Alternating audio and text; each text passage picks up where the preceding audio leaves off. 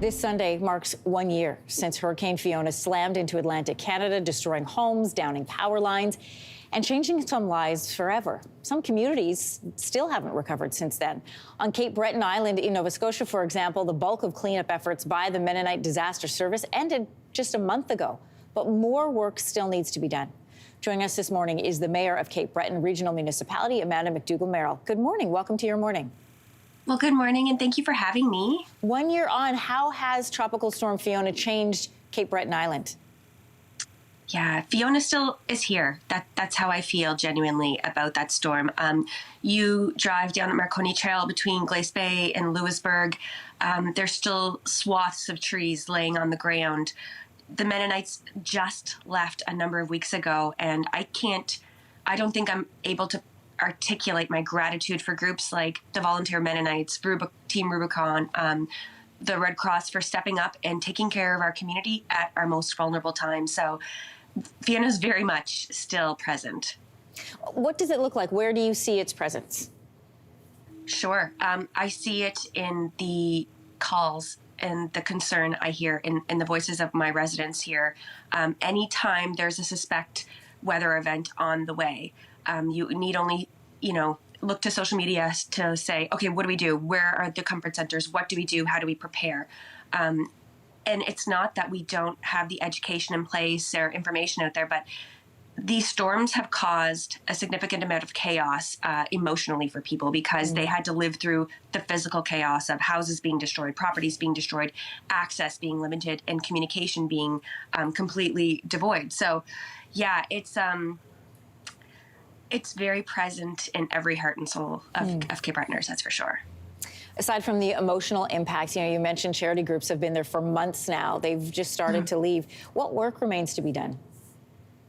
There are still properties that have tarps on roofs, like I said, in terms of vegetation. So you can go to any community and still see very large trees and debris, maybe off to the side of a road, but it's still there. And so if we do have recurrent storms, that's going to be tossed around, and that can cause danger.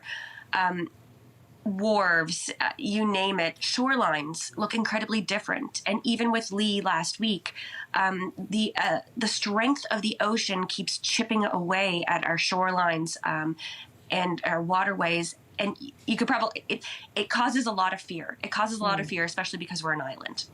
You have advocated for disaster financial assistance reform and to send requests for assistance directly to the federal government. Why is that? Correct. So things can happen in the moment. I was new to DFAA in terms of my role as mayor when Fiona came about and trusted the system to say, okay, we're going to send our concerns from what we know on the ground here in Cape Breton to the province. The province then takes that, formulates it into whatever package that they have and sends it off to the federal government. It was incredibly frustrating to, after everything had been said and done, see how inaccurate those requests for assistance were along that line of communication. So for me, it makes so much more sense to say, why can't we have a direct line of communication with the federal government when we know that they are the ones that can unleash the resources? And I think that would make things happen quickly on the ground. I still really shudder at the memories of people being stuck in their properties because we couldn't get those requests for assistance through the channels quick enough to get trees off properties and people access. There were people in their homes who were seniors, who were alone and couldn't get out because trees were down on their property. There are people who, for medical reasons, needed to get those trees off their property, and to continuously be told, well, we can't go on private property, but we'll put it through the line. It was not quick enough. And really challenging, too, in communities where people are used to helping immediately, right? They're not going through a middleman. There's no formal process. You see a need and you help out. Very difficult to then turn around and say to those same people, sorry, we got to keep waiting. NASA is reporting climate change is expected to make hurricanes more severe in the future. As the cleanup efforts are winding down in Cape Breton, and you're in the midst of another hurricane season, what are your concerns for the years ahead? Yeah, so we've had some great conversations with our colleagues at ACOA to talk about what kind of resources are there to make us a more prepared and resilient community. So I know an application has gone in to make sure that we have large-scale generators and comfort centers ready to go in each of the divisions of our community, so central, north, and east. We also want to make sure that our police stations have the proper backup, that we have satellite phones, you name it. We need to have this on hand.